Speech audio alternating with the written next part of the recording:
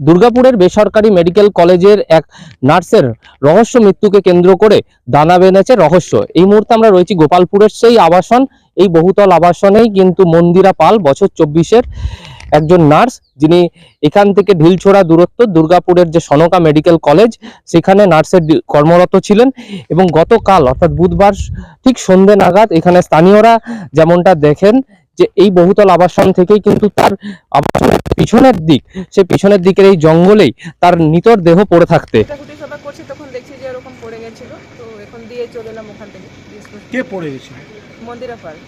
কে কোথায় কাজ করতো? সোনাকা হসপিটালে। কিসের স্টাফ ছিল? Nursing staff. আচ্ছা, মানে 14 তলা থেকে? 8 তলা থেকে। কোথা থেকে পড়েছে জানি না এক্সাক্ট, কিন্তু নিচে পড়েছিল। মানে কি, মানে কেন, মানে অসাবধানতা বশত বা কি জন্য? আমি কিছুই জানি না। আমি তো সেই নিজের আমি তো 10 তলাতে থাকি। আচ্ছা, আপনি কিভাবে জানতে পারলেন? মানে ছুটাছুটি সবাই করছে, দিয়ে ফোন এরকম করছে যে কোথায় আছে, কি করছে, এরকম বলে হলো। তখন আমরা খোঁজাখুঁজি করলাম। কটার সময় ঘটনাটা ঘটেছিল? ঘটনাটা কিছু জানি না আমরা। কটার সময় হয়েছে মোটামুটি, বা আপনারা জানতে পারলেন? 8টা সামথিং আমি জানতে পেরেছি। কোথায় থাকতেন উনি? আমি 10 তলাতে থাকি। না, ওনার বাড়ি কোথায়? বাড়ি হ্যাঁ, মন্দিরা পাল মানে এখানে কতলায় থাকতো? 8 তলা। 8 তলায় হোস্টেল নাকি এটা? এটা সনকার হোস্টেল। অর্থাৎ এই যে বহুতল, সেখান থেকে ঝাঁপ দিয়ে এখানে তিনি পড়েন এবং তারপরে তার মৃত্যু হয়।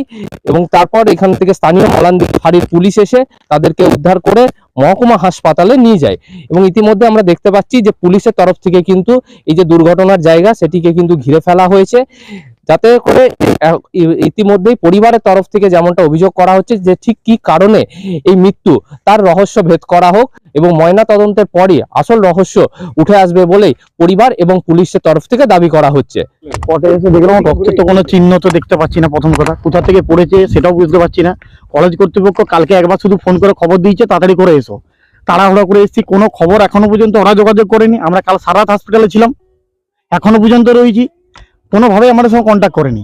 আর দ্বিতীয় কথা হচ্ছে, মানে হসপিটালে কালকে যে ছিলাম, কলেজ কর্তৃপক্ষ তো কমসে কম যোগাযোগ করুক, ওদের যোগাযোগ করে যে কি হয়েছে না, আমরা তো ভতভম্ব এখনো পর্যন্ত ঘুরছি, এখনো পর্যন্ত জানি যে কি হয়েছে ঘটনাটা। বোনকে তো ছোট থেকে আমরা মানুষ করেছি কোলে বেড়ে, হারা হয়ে গেছি, সর্বহারা। কোথায় কাজ করতেছে? সোনাকাতে। কি সন্দেহ করছেন? দেখুন, আমি চাই উচ্চ মানে তদন্ত, পুরোপুরি তদন্ত হোক, হাই লেভেলের অফিসার দিয়ে তদন্ত হোক, যাই থাকুক সামনে বেরিয়ে আসো। সিসিটিভি রয়েছে, সিসিটিভি ফুটেজ চেক করুক, কোথায় কোথায় গিয়েছিল, কে ছিল সাথে, কি কারণে হয়েছে। আমি চাই পূর্ণাঙ্গ তদন্ত হোক, আর আমি এটা শেষ দেখে দেখতে চাই। না, পুলিশের সঙ্গে সেভাবে আমার সেভাবে কোনো শত্রুতা থাকে নাই, কোনো রকম ঘরে ঝগড়াঝাটি কোনো কিচ্ছু নাই। পরশু দিন রাত্রে আমার একটা সন্দেহ রয়েছে। সন্দেহ বলতে কোনো মানুষ ওইভাবে তো ঝাঁপ দিতে পারে না। কি হয়েছে আমাকে জানতো, আমি রাজ্য নেই। আমি না না না না কোনো অসুবিধা লক্ষ্য নেই। কিছুদিন আগে আমার দিদা মারা গেছিল, আগের শুক্রবার আমার সঙ্গে কথা হলো যে দাদা আমি ছুটি পাচ্ছি না, আমি যেতে পারছি না। গত পরশুদিন লাস্ট কথা হয়েছে। পরশুদিন আমরা মেসেজ সত্যি কথা, ওর বাবার সঙ্গে কথা হয়েছে। না না না কোনো দিনের জন্য না, কোনো প্রবলেম হলে আমাকে অন্তত বলে।